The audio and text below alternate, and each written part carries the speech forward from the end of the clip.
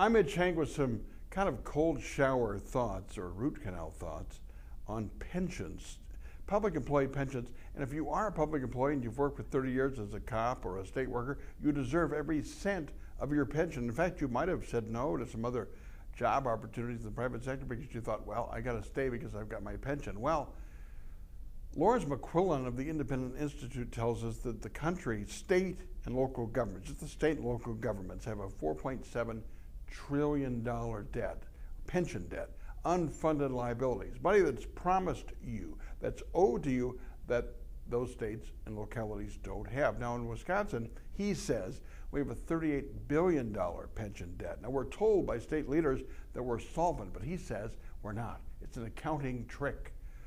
And I said, well, why does it never hit the fan? Well, it has in California and some other places. Stockton, California, and 2 other cities went bankrupt. There was a police officer in Stockton, as ABC News reported, who was there 30 years. His pension was gone. He had to get a job as a mall cop.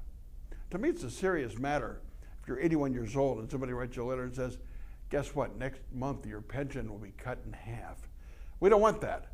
California has a $576 billion unfunded pension liability. I said to Mr. McQuillan, how long before it hits the fan on that? He goes, oh, they could pay the current checks for like 5 to 10 more years. What do? Do you borrow money for that? Who would lend you money on that? Well, I guess they would if you pay it back, but there'll be a time when the money runs out.